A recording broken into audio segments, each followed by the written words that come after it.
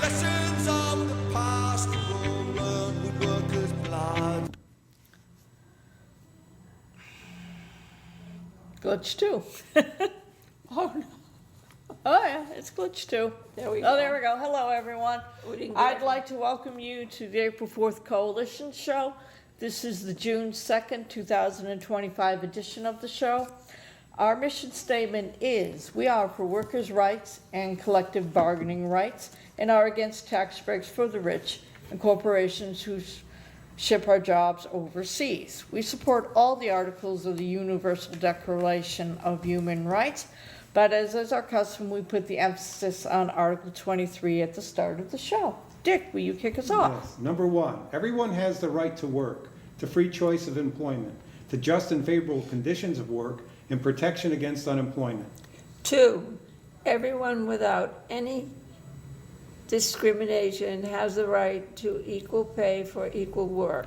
Number 3, everyone who works has the right to just and favorable remuneration, which is any form of compensation, ensuring for himself or herself and his or her family an existence worthy of human dignity and supplemented, if necessary, by other means of social protection. Michael, number 4.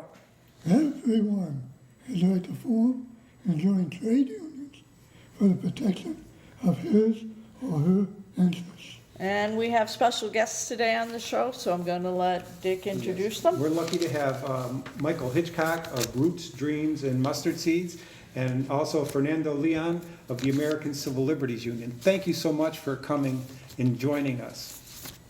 Thanks. And would you care to expound to the audience what your group does, the background of it? Well, yeah, the number one thing I want to make myself clear right now, I'm going to be talking in my capacity of a community organizer for Berkshire Interfaith Organizing and other groups that I work closely with, like Greylock Together, not as an ACLU staff. Okay, I apologize. That's fine. Okay. And Michael, about Roots, Dreams, and Mustard Seeds? Sure. The short version is that we are a radical working class empowerment group under the designation of a nonprofit. Our mission statement is to increase working class ownership and control of the land, natural resources, government, economy, and culture. So wherever we can find an angle to get more of us to have more control, we'll take it. And in this case, what brought us together is that Latinos are working class, and we're not allowing this divide and conquer tactic. Though most of our work is for long-term working class uplifting, like developing worker-owned cooperatives and stuff, right now this is a bit of an emergency, so we're organizing on this end too. Right. Right, and it's really affects us too, as a, we are, mostly union-based, but when we see people who are workers, members of unions that are being picked up off the street illegally, just no due process, like we have our sign here, due process of law for all, for Kilmar Abrego Garcia, Remensa Altus, Mohammed Khalil, and for you and me, we all need that due process. But I want to try, in having people like people shipped, like Kilmar Abrego Garcia shipped to El Salvador illegally. They admitted that they a mistake, but they can't bring him out. And it just reminded me of, I was just married and starting a family and everything, but in the 1980s. Before I got married, I spent some time, there was a place in Williamstown where they were, the Maryknoll Fathers over there. I met someone studying to be a priest, and he told me how, I was surprised, he's going to Latin America, but he said, they're killing priests down there. And I said, wow, this man's going to go down there and there.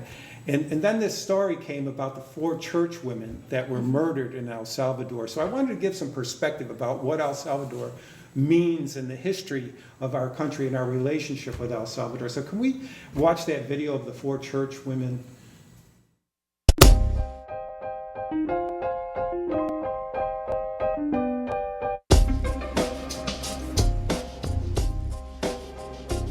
On December 2nd, 1980, 4 churchwomen, Mary Knowles' sisters Maura Clark and Ida Ford, Ursuline's sister Dorothy Kazel, and lay missionary Jean Donovan became victims of escalating violence towards church members who sided with the poor in El Salvador. The slogan, "Be a patriot, kill a priest," became a battle cry for Salvadoran right-wing extremists who believed that anyone who opposed the military regime was a communist, including religious figures. The slogan, however, targeted more than priests. The murder of the 4 American churchwomen illustrates the possible fate of those who belonged to the quote-unquote subversive church. The subversive church, according to the Salvadoran military, were those who sided with the poor. A month before her death, Ida Ford told an interviewer, quote, "The colonel of the local regiment said to me the other day that the church is indirectly subversive because it is on the side of the weak. The governments find this difficult to handle. It's very contradictory to their national security ideology." End quote. This change in the church became known as liberation theology, and it would shake the foundation that maintained unequal power relations in countries like El Salvador. In 1968, Latin American bishops gathered in Medellin, Colombia, to establish a doctrine that would serve poor and oppressed communities, liberation theology. While historically the Catholic Church allied with elites and helped maintain its power over the region, this gathering served as a catalyst for change in peasant communities throughout Latin America. The bishops labeled poverty, injustice, and oppression of marginalized communities in the region as social sins. The Church, according to leading liberation theologists like Gustavo Gutierrez, had a moral responsibility to recognize, understand, and change the social and political realities of Latin Americans: political corruption, state-sponsored violence, and U.S. intervention. This challenge to the status quo became a threat not only to the Salvadoran government, but also to the United States.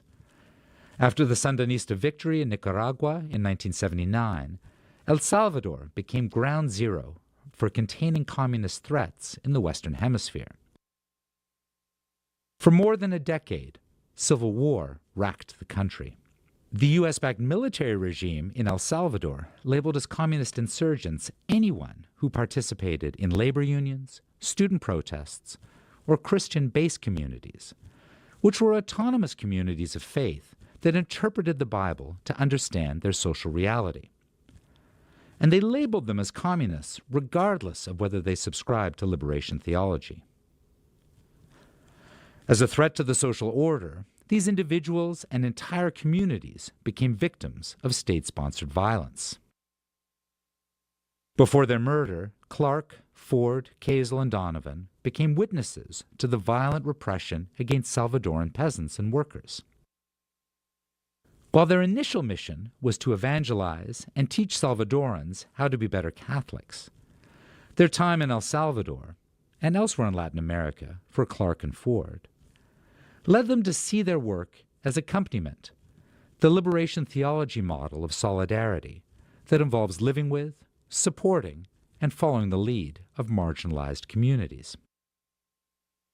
Following the example of Archbishop Oscar Romero, who was assassinated by the Salvadoran military for speaking up for marginalized communities, Clark, Donovan, Ford, and Kazel worked to, quote, address the cause of the poor as well as their needs.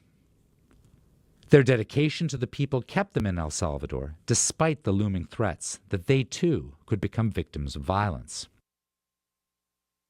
On October 3, 1980, Kazel explained to a friend that despite the danger of repression, she would stay in El Salvador. Quote, we wouldn't want to just run out on the people. End quote. Similarly, Donovan wrote, quote, several times I have decided to leave El Salvador. I almost could, except for the children, the poor, bruised victims of this insanity. Who would care for them? Whose heart would be so staunch as to favor the reasonable thing in a sea of their tears and helplessness? Not mine, dear friend. Not mine." End quote. As Maryknoll nuns, Clark and Ford believed their obligation to denounce injustices in society was far greater than the fear of persecution. They believed in the words of Archbishop Romero when he said, quote, "Christ invites us not to fear persecution because, believe me, brothers and sisters, the one who is committed to the poor must run the same fate as the poor. And in El Salvador, we know what that fate of the poor signifies: to disappear, be tortured, to be held captive, and to be found dead." End quote. On December 2nd, 1980, Clark and Ford returned to El Salvador from a regional Maryknoll meeting in Nicaragua. Picked up at the airport by Kazel and Donovan, the women faced an incredibly brutal fate. For 2 days, no one knew where they were.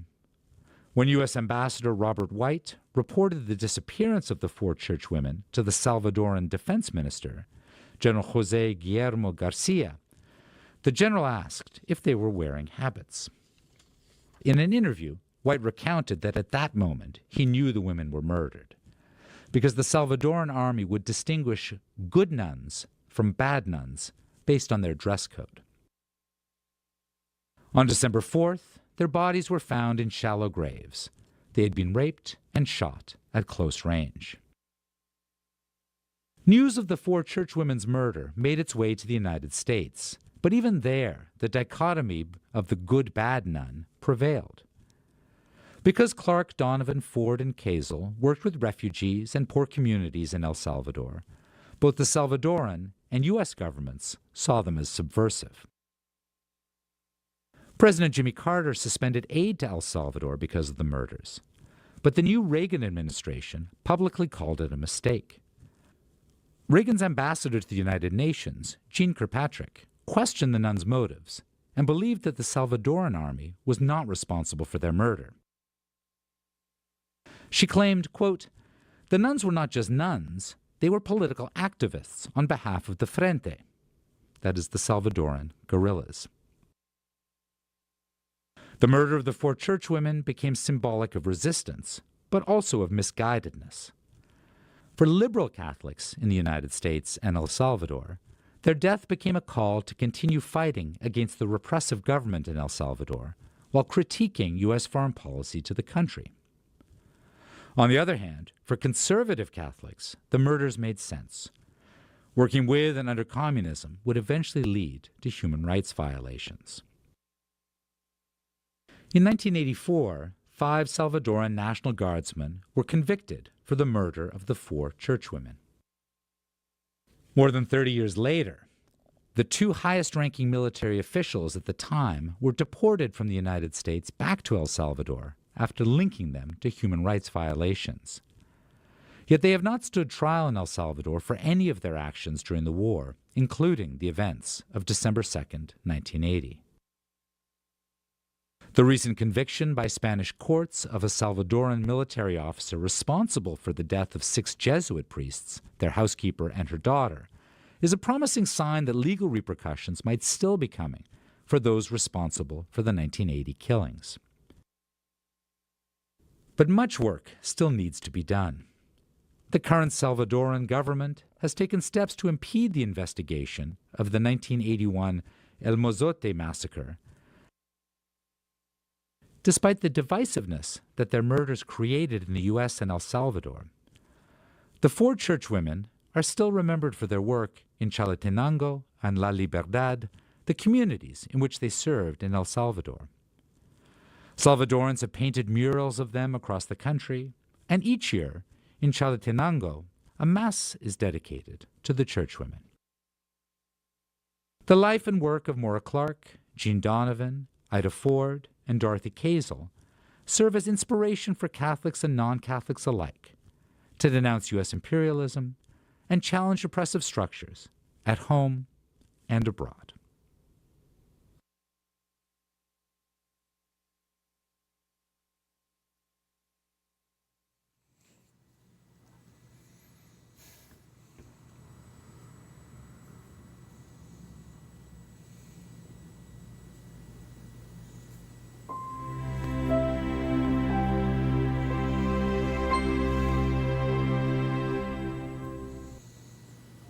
So Dick, you wanted to show that video to show the link to El Salvador and the violence in the country and some of which the U.S. caused, but Well, also because the demonstration of courage that those 4 church women had, they had a decision to make.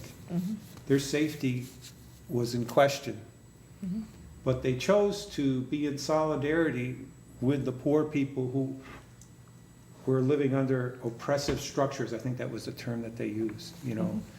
And it's a challenge for us. I mean, what oppressive structures do we have right now? And I'm sure you can speak to those. We saw in the Berkshire Eagle just this weekend that Yeah, there are right. people that are being, Thank you. That's a great segue into what we need to talk about it, because when we're talking about immigration, we need to start having those conversations with some context, and then historic context is really important. You know, you mentioned Salvador. We have Guatemala, 1954, Dominican Republic, 1965, Chile, 1973, and all of those are CIA orchestrated coups. I knew we'd created all of those, yeah. So we can start seeing a relationship between the U.S. intervention history and what we're living right now. And when you talk about oppression systems, the immigration court, the immigration system is a system of oppression. Sure. I think one of the things that people get very surprised by is that immigration court is not under the judicial branch of government, but is under the administrative branch of government. And that is by design, right? So Right. because it's under the administrative, they have removed the public defendant. So you just have the right to legal representation if you are able to hire someone. Correct. So that's why we have like 2- and 3-year-olds representing themselves in front of a judge. now, Right. is that under the Department of Homeland Security? That is that the ICE and the immigration, is that under Department of Homeland Security? Is that the executive branch part? Because that term, Yes. Homeland Security, Security. when it came out in 2001 after 9/11, Right. you know, and they started talking about Homeland Security, I mean, that was kind of scary to me, Homeland Security, because, I mean, I grew up in an immigrant family, and they always talked about the old country, you know, the old country. So I never thought of America as being an old country. Maybe it's an old country to the native born who were pushed off the The land. land. But I don't see it, the indigenous people that were here. But I don't see being able to use that term homeland for For- the amount of people that we're immigrants that came to this country, just about all of us. So there, Well, even the indigenous, because they came from somewhere and came here, but they just happened to be first. yeah, So they get the honor of homeland. We do not. We are visitors who came and pushed them out. It's a tiny bit. So it's, Oh, sorry. Go ahead. It's a tiny bit off, but the project of a place like America, just like South Africa, it's necessary to build a homeland myth so that you can oppress these outgroups. It's right, necessary. enables you to create an other. So even though it seems unusual because you're thinking logically, if you're going to think propagandistically, it's absolutely necessary to create a homeland myth once you've taken over and exterminated or oppressed other populations. Oh, yeah. Because that's the only way you can live with yourself and say that you did the right thing. talking about the other in the Homeland Security or the ICE, we have a video, maybe if we can, I know we've had stuff happen here in Berkshire County and you can talk to that, but just I think it was Saturday in Milton, Massachusetts, we have a video about a protest rally that took place on Sunday about an arrest that happened. Today's rally was organized after the town says a high schooler was detained by ICE on Saturday. His family identifies him as Marcelo Gomez. Free Marcelo! Free Marcelo is the chant at Milford Town Hall. Free Marcelo! More than 500 people came to rally for the release of 18-year-old Marcelo Gomez. People in the car say the Milford High School junior was detained by ICE agents on his way to volleyball practice Saturday morning. I was also being interrogated by ICE officers. Iago Sampaio told us he was in the same car as Marcelo. If I was a year older, I would have been in the back of the car with my friend. Gomez's family says he came to the U.S. from Brazil at age 5 and settled in Milford. Relatives say Marcelo was in the wrong place at the wrong time. They're not waiting for him. No, they're looking for somebody else. I don't see how a kid en route to volleyball practice who's an honors student, who's a musician in the high school band, that kid's not a threat to law and order. Marcelo was supposed to play in the Milford High band at graduation Sunday.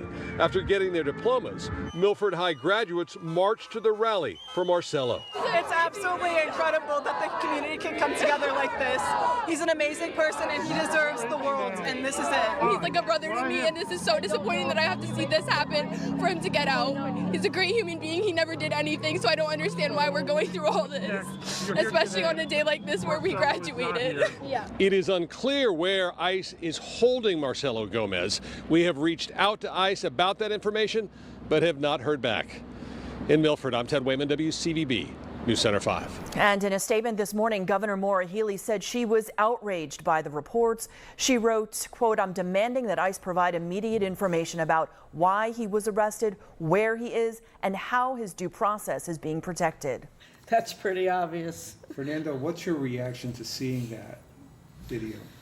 Well, unfortunately, we have lived this situation here in the Berkshires, right? It happened March 19 when I show up, and then they took 13 members from our community. And there was not following of due process or any consideration with the rule of law.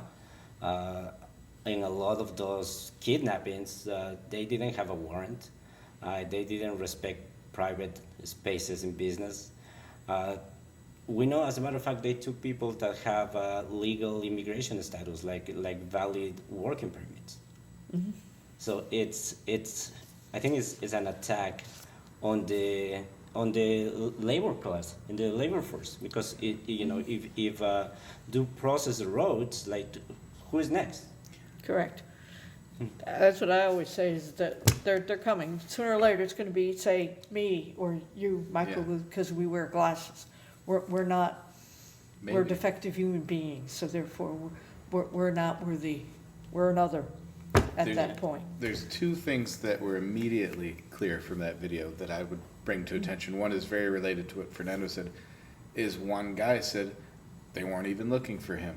And you find that over and over again, no matter what. They're just picking up. Yeah, very few of the arrests that we've seen at all have even, there was, I think, 2 guys so far that they were looking for out of the now 18 or so from Berkshire County. The other thing that I think was remarkable about that is now you've seen now hundreds of people removed from Massachusetts with no due process. Maura Healey wants to protect this one's due process. So it's remarkable that you need an intense outcry with a totally, what they call a perfect victim, where they've done nothing wrong, it's unambiguous, to get that kind of attention. So it's important for us all to be loud about the people we've lost, because without it, you don't have Maura Healey saying due process is important for the first time in a few months. She wasn't out there last month or the month before. Wasn't. No. So those are the 2 important takeaways for me. And when you're saying that's a really good point, because also what we saw in the video about the nuns, it was that narrative of good nuns or bad nuns, and that's exactly what we see here, like the good immigrant versus the bad immigrant. At the beginning, it was like people, they are just gonna come from criminals, people that are not doing things right, but we see that's not true. They are coming for everybody. And that brings to mind, there was like the one young lady said, you know, why are they doing this? Why are they doing this? And I sort of want to show a video, because there's a financial aspect to this whole process.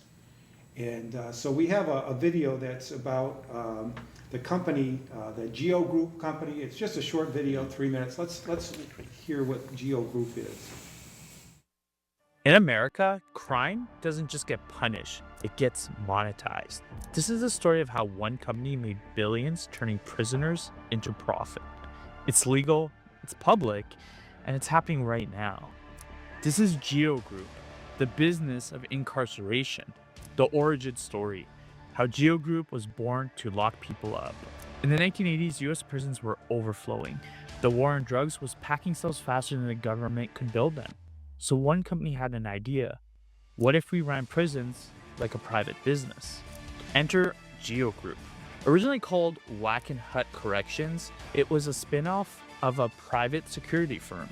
By 2003, they rebranded as Geo Group, and they went global, running prisons in the US, Australia, South Africa, and the UK.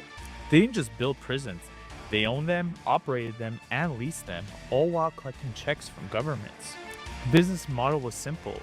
Beds equals revenue. Here's how it works. Geo signs multi-year contracts with governments to detain inmates, immigrants, or parolees. The contract pays per head per day.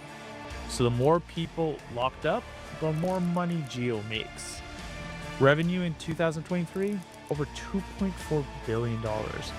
And they're not just in prisons. They own halfway houses, electronic ankle monitoring programs, and immigrant detention centers. Yep, even ICE contracts, especially ICE contracts. In 2021, the Biden administration banned private prisons for federal inmates. Geo stock plummeted. Investors panicked, Wall Street thought it was over. But Geo, well, they found the cheat code. They stopped contracting directly with the government and started using third-party operators. Now, Geo owns the prison. Another company runs it, and the government keeps paying. Result? Stock bounced back, up over 50% since the drop. Geo beat the system with the system. But the profits, they come at a cost. Former inmates report abuse, neglect, and medical malpractice. Families say they were denied visitations. And there are claims of detainees being forced to work for 13 cents an hour. In 2017, Geo donated $225,000 to the Trump PAC. Later that year, they landed a $110 million ICE detention contract. Coincidence or political ROI? This isn't just about one company. It's about a system that rewards mass incarceration. And the truth is, Geo Group isn't failing. It's thriving. They're launching re-entry programs, electronic monitoring tech, and expanding immigrant detention centers. Because as long as people are being locked up, Geo gets paid. Stock may have dipped to $6, but the business never died. Because in America, justice is a revenue stream. It's called the Prison Industrial Complex. That's heavy to And watch, yeah. there was an article I read, I can't remember the magazine now, it was a long time ago, it was maybe 15 years ago. They talked about the Prison Industrial Complex.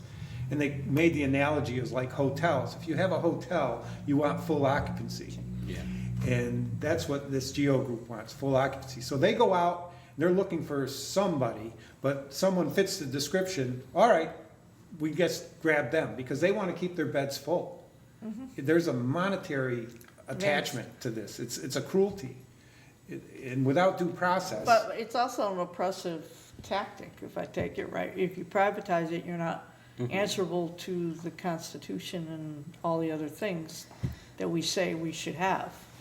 And unfortunately, we have seen this for decades now, because it's not just about immigrants, it's the criminalization on poor people, right? Correct. It's all on poor. That's why people of color get entrapped on the cycle of incarceration, because someone is benefiting from human suffering. And then when we're talking about immigrants, it's human trafficking. And some of the things that we have seen in the work that we're doing trying to get families out of detention is that if you are in Massachusetts, at least you are allowed to call your family, your friends, you get decent food and water.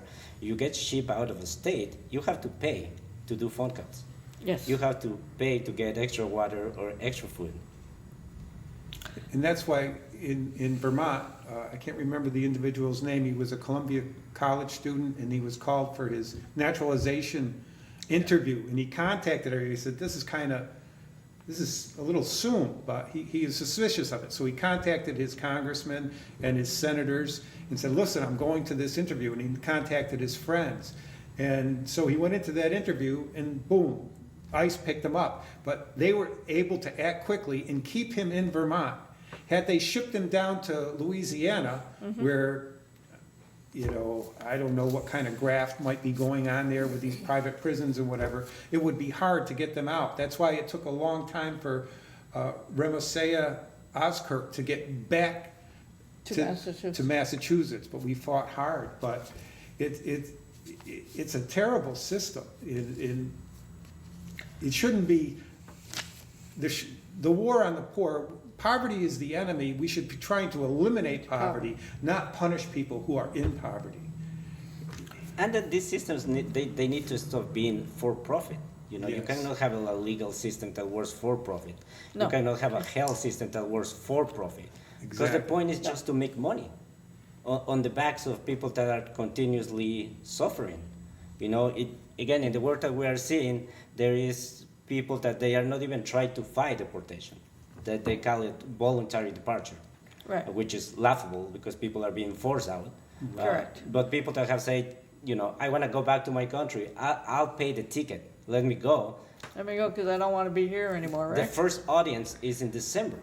Yeah. Right. So we're talking about what's the point of keeping people incarcerated for 6, 7, 8 months? Because they are making money on it. Well, It's a terrible, terrible situation that we're in.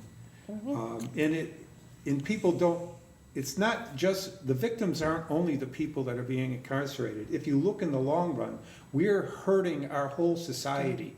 We're, you know, we benefit so much from immigrants. You know, I know how my parents and grandparents were when they got here. They were thankful for their here. They were hardworking people. They enjoyed their freedom. They liked the freedom of movement. They liked to be able to grow their own food. They made the land productive. And immigrants, we benefit so much from it. But this whole anti-immigrant mentality, like trying to close down Harvard University from having immigrants come in. You know, you like going to a doctor in the United States? You know, you're not going to be able to find one. I think a quarter of our doctors are immigrants. immigrant born. And it doesn't matter if Harvard wins those lawsuits or now. If you're one of the smartest people in the world and you were planning on coming to the United States to study, well, you're not gonna risk it and come here to see how they treat people that are foreign born. Why would you come here? And that is going to affect our own hospital here in North Adams. It's going to affect all our hospitals in Boston. That, you know, we always say, oh, we were so lucky to have those hospitals in Boston. We can just go there and get the best treatment. Well, when you start attacking immigrants, you're not going to have that. Oh, I know. I have my boyfriend's dentist down in Pittsfield helping with the dentures. Went back home to India, and he wasn't sure he was going to be able to come back. They were leery. They booked Tony down about a month, hoping that he would be back, and they said, "Be prepared for us to call you to tell you he's not back if they weren't going to let him in." Granted, he was from India, but still, that hesitation, that concern is there, permeating everywhere. Right. It's awful. I just. When we got back to the Berkshires, on the Berkshire Eagle, they had photographs. I don't know if we can show those. We had some problems maybe with them, but I just remember those photographs. The people with the guns, and they had masks. One guy had a Yankee hat on. It offended me as a Yankee fan to have that. But I mean, they did not look professional. No, they didn't. And if you were doing what was right, why are you covered up? That was actually in the El Salvador videos too. Initially, the military will all have their faces covered, you know, the people. And that's why Archbishop Romero was assassinated, because he was out saying to the people that were soldiers, he said, don't follow those orders. Don't do this to your people. These are your people. Don't do that. And he was talking directly to them. But I know my uncle, my grandfather once was arrested because he had a gun over his door and he wasn't a citizen, and he got fined. But his grandson became a police officer in North Adams for 30 years, and he was very proud of that. And I had a cousin too who was a lieutenant in the state police. He was very proud of being a police officer and well educated. My cousin, who was a public defender, you know, said how intelligent he was about the law. He was as good about the law as a lawyer. they never hid their face. They were proud of who they were. They were members of the community. On my street, I had 2 or 3 police officers in North Adams. They were part of the community. You looked at them, you knew them, and they weren't ashamed of what they do. So why do we allow people like ICE to come into our community? If we have a problem with crime, we were at the city council meeting the other day, and officers got sworn in. It was a big ceremonies. Everybody clapped. They took an oath to follow the Constitution, and they were proud of it. We have people that are trained to do the job. If there are criminals here, if we have problems, well, let our officers take care of it. We don't need these private people with ICE in our communities. We should just get them out. And just remember, all that cruelty and all that force is a choice. Having been an illegal immigrant in a different country, I hitchhiked around and did farm working for several years, and my deportation consisted of a phone call and a pleasant conversation. They had made a different choice on how to treat people who violated that law. And we could do that. We could do that. It doesn't have to be this cruel system. The point of the I know the point of the cruelty is not necessarily, it's easy to do the cruelty to the target, but the target is really the United States citizen, to numb them, to get us to comply and to agree to what's going on, because we're not used to it. Yes, and then it's not about legality, because you cannot advocate for legality while breaking the law to enforce it, right? That's just absurd. I think we also have to remember that law doesn't equal morality. There is plenty of laws that we have seen in history that they are not moral, right? We have to remember that slavery was a law at some point. Correct. So I think this is not just about legality or just immigrants. For me, it's about what kind of nation do we want to be? What kind of people do we want to be in the face of this type of injustice? Right. We all say we want to be moral, but do we have the courage to be moral, is the question. But even if people aren't swayed by the moral arguments, I think it's always good to remember we live in a consumer-based economy, and every immigrant is a customer. Is a consumer, There is no condition in which immigrants hurt the economy. No. And no strong economy in the history of the world has ever deported workers, and no economy in the history of the world has ever become stronger by deporting workers. I think there was a letter to the Berkshire Eagle. I think it was Jim Mann that put it in, and he was making fun of this "Make America Great Again." He says they want to go back. Well, he says, let me remind you, when we had manufacturing in this country, we depended upon immigrant labor to come to this country to run those factories. And that's an argument that is not mentioned enough, is that we're hurting our economy. Immigrants upward 650 million in local and state taxes in 2022. And they contribute to everything. 35% of new business owners are immigrants. Between business owners and immigrants, they had an output of 129 billion. So when we're talking about when immigrants come to Massachusetts, the economy grows. There's more jobs for everybody. So to say that immigrants are a burden to the economy, to the country, is a lie. Especially here in North Adams. North Adams is an immigrant town.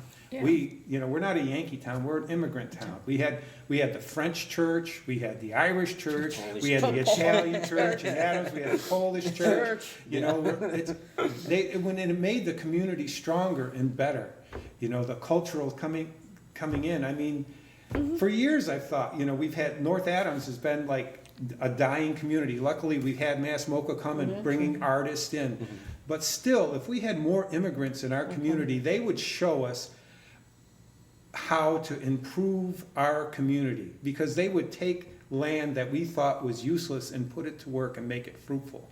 I mean, that's one of the things about Gustavo Gutierrez when he talked about liberation theology is the poor have the answer. If you just ask them, they have the answers. They have a certain wisdom that people who are affluent sort of are mentally lazy and physically lazy. But if you ask the poor, they can provide the answers. They have the issue. They can solve a lot of problems. You know, we've talked about legal things. Do we have time? Maybe I have a video here about We Have Rights. It's from the ACLU. I'd like to show that just to review those rights.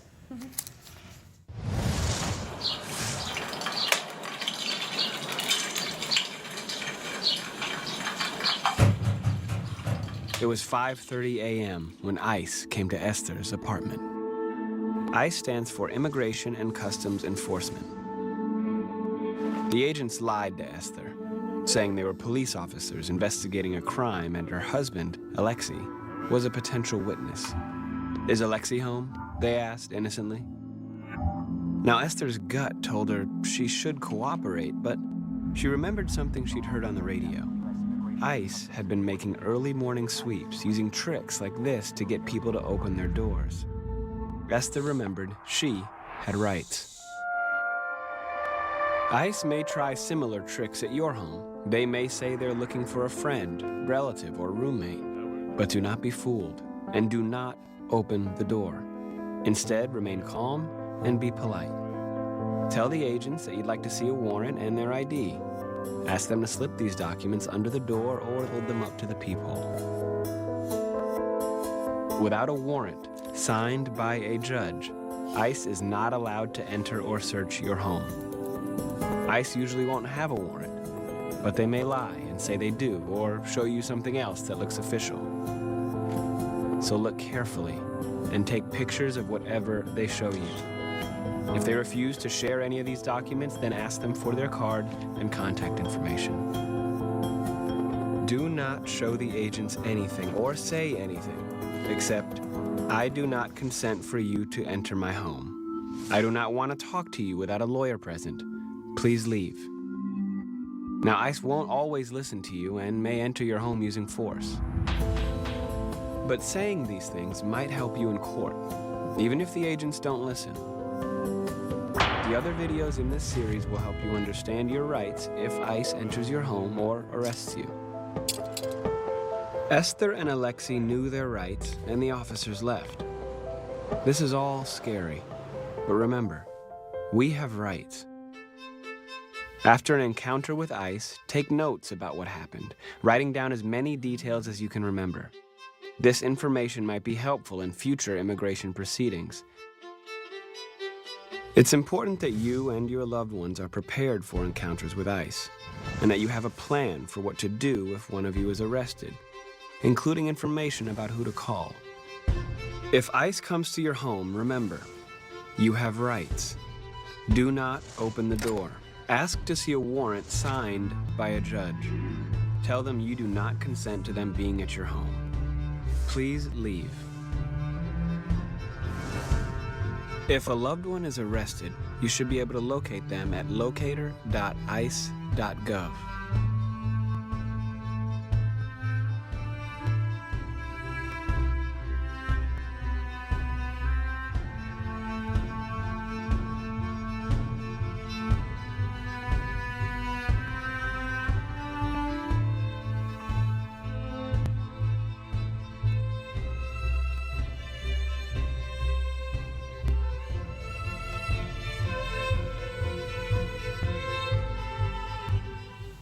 Reaction? I know I learned things from that, even though I'm not an immigrant. I'm learning, you know, that I have rights too. Right. Yeah, I mean, just like we learned that the immigration system is an administrative core. So most likely ICE will never have a judicial warrant, right. warrant signed by a judge.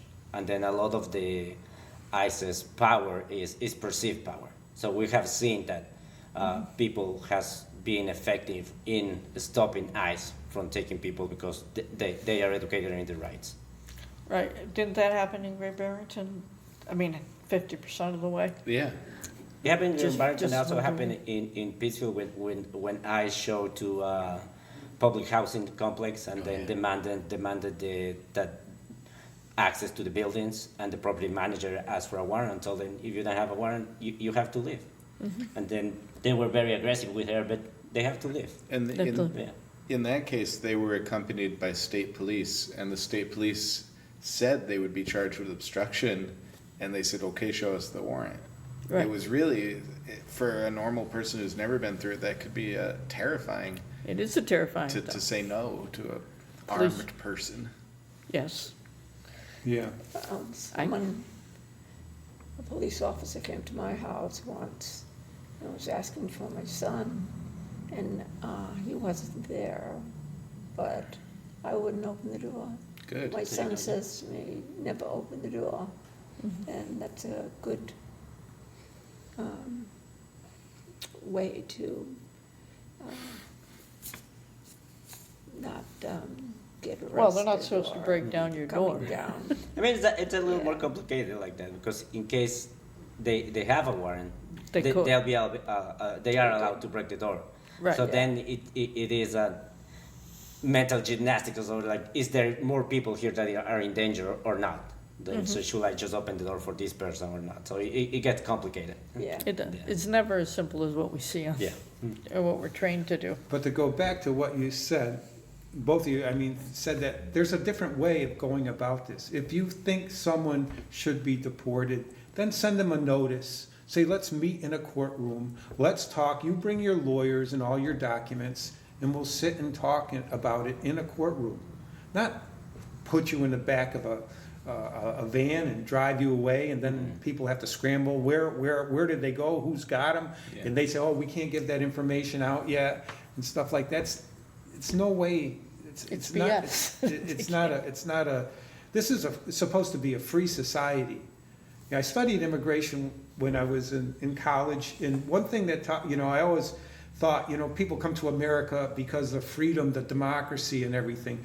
But the big thing they also said was, like, when you were in the old country, sometimes, if you went from one town to another, first you had to check in at the police to say, hey, I'm in your town, this is who I am. They come to America, they could go from one town to the other, they didn't have to report to the police saying, here I am. There was a freedom of movement. And it seems like that freedom of movement is being taken away from all of us. Yeah. It is. And it's a breakdown of the rule of law. I mean, because there used to be at least a myth that if you came to America, everybody has rights, and therefore, and you would at least those rights would be honored, and now we're not. Well, under the Constitution, yeah, everyone has rights. It doesn't matter if you are an undocumented immigrant, because it says persons have rights, right? Right, people have rights. It doesn't talk about an immigrant or documented or undocumented. So Right. it still holds true. It holds true, but it Yeah. only holds true if the people defend it. I think it only holds true if us as a community uphold that ideal, right? It's the same with institutions like the courts or the police. If we don't hold them accountable, they will decay over time. So we have to go back to remember that democracy is a participatory process, and that we have to be part of it. Right. I think back, I'm sorry, go ahead. Oh, Mike. we don't understand exactly why, but ICE is still trying to maintain an air of public respectability. They keep saying it's about criminals. Even if you saw in the video from Great Barrington, he says, "What do you want, drunk drivers on the road?" They're trying to make it sound reasonable. So here in this cartoon, if they were going to violate our rights and due process and break the door down anyway, because they're still trying to maintain this air, it seems they're less likely to do it with more eyes on them. Right. Right. It seems that there's still power in that. They don't want to be seen by a lot of us as breaking these rules. The thing about rights, I hearken back to, I think it was in the 1980s, I was listening to public radio, and there was a farmer, forgive me, I've repeated this before, but his name was Krebs, and he had put grain in a grain elevator. He paid to have it stored there. Well, the grain elevator company went bankrupt, so the government was confiscating his grain and going to sell it. So he went and he took the grain and got arrested for taking the grain that was his own. But then they interviewed him, and he said, it was so striking, he says, a lot of people in America think that, justice is something that's laid in your lap. He says it's not. You have to stand up for justice. And every time you don't stand up for justice, the next guy's got to stand up that much taller and talk that much louder. So when we stand up now for the rights of our people in our community, we're not only standing up for their rights, but we're standing up for every other person's rights and for our children and grandchildren. And so forth. Dick, did you want to work in, there were some more A couple- demonstrations there was coming a- up? Well, And yeah, I have a couple of videos. I just want to say Go that ahead. that's absolutely true. So if you are being silent, you're being complicit, right? And that just being polite and quiet is not really a good strategy. You know, we are seeing where that is getting us. Didn't work. And it's always been that way, that the people perpetuating violent acts like that, if we're all watching it, they say the majority agrees with what we did, because nobody said anything. They Right. get to just count us as in the yes column every time. Yeah. Every If time. we don't say anything. And then if you're quiet, you're just normalizing that type of violence. You're allowing it to happen. Yeah. Like It we exists. call ourselves the April 4th Coalition because that was the day that Martin Luther King was assassinated on April 4th, 1968. But he, you know, I think he had a quote, and I'm not remembering exactly. He said it's not the evil acts of the people against us. It's the silence of Of the those majority. that should be supporting us. That's what's hurting us the most, is that silence. I know that's not the proper quote. But I wanted to show another video, but it's Tim Waltz, but I just want to make sure that we only show the first 3 minutes and 42 seconds of it, because we don't want to show the whole thing. We just want to show the first 3 minutes and 42 seconds of the Tim Waltz speech. The court doesn't always get it right. Nixon's Attorney General, Elliot Richardson, he chose to step aside rather than follow through on a criminal president's unlawful order. Well, once again, in this pivotal moment in history, lawyers are our first and last line of defense. When you join the bar, you're going to swear an oath to preserve and protect the Constitution and the laws of your state and nation. Elected leaders like me take the same oath. So that means that no matter what we do or where we work, we share not only a moral duty, but a professional obligation to defend the rule of law. That's a pretty big deal. The rule of law is the foundation of pretty much everything we care about. It's what lets us settle our differences peacefully, makes it possible to start or grow a business, and empowers us to stand here and exchange ideas freely. Without the rule of law, everything else crumbles away. And that's where you all come in. Right now, more than any other time in my lifetime, we need you to live up to the oath that you're about to take. Because I have to be honest with you, you are graduating into a genuine emergency. Every single day, the President of the United States finds new ways to trample rights and undermine the rule of law. Now, I get it for some of you out there. Some would say, boy, it's getting way too political for a commencement address. But I would argue I wouldn't be honoring my oath if I didn't address this head on.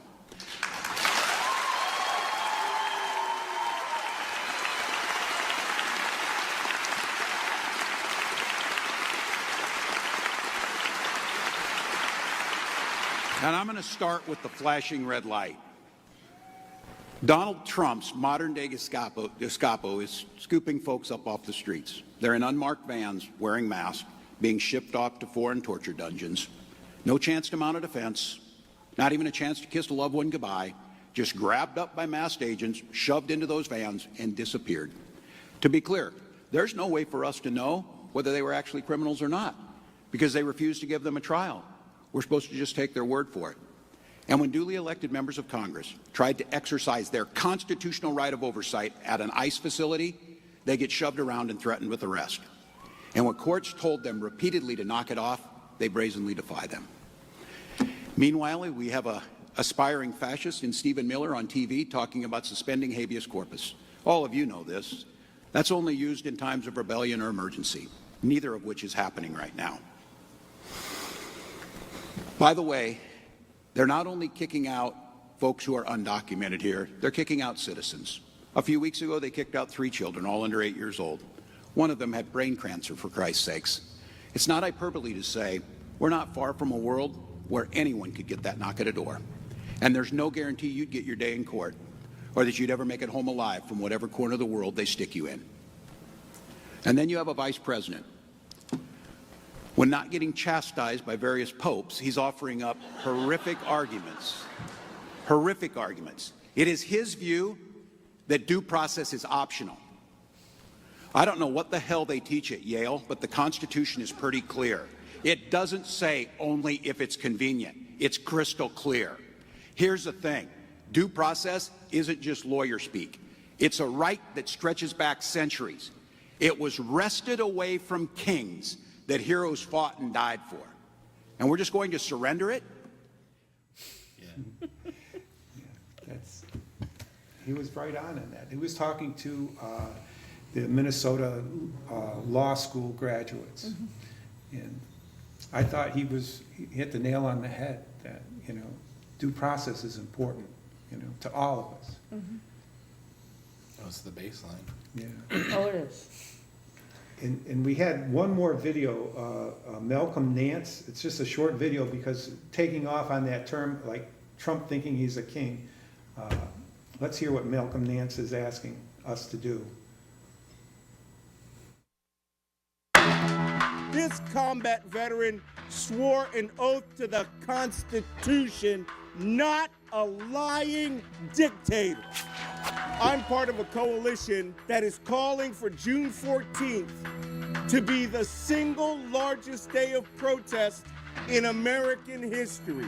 It's the second American Revolution. It is peaceful. It is people powered. That we decide as the people. That we have no kings ever. And that's what June 14th is. No King's Day. I'm asking every person here to commit themselves, their family, their friends, and most importantly, their children. I love this country. I'm begging you, commit to saving this country. Turn out your friends on June 14th. Turn out your relatives. We are the people. We are the people.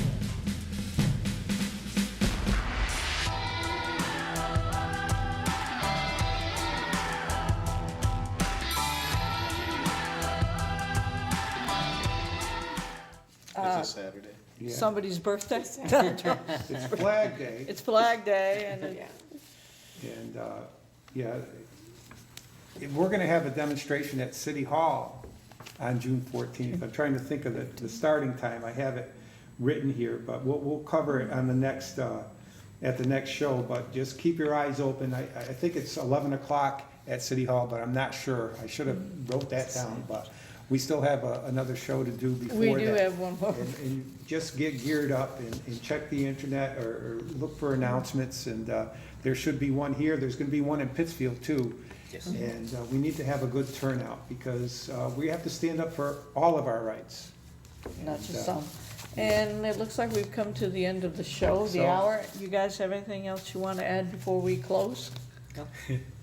I just want to say thank you for having us. Okay, It was a thank Thank you pleasure. for coming. Michael, it's the end of the show. You're Power to slow the people. people. Power There you to the go. people. Power to the people. Power to the people all the way. Thank you. Thank you. Mistakes of the bosses we must pay for.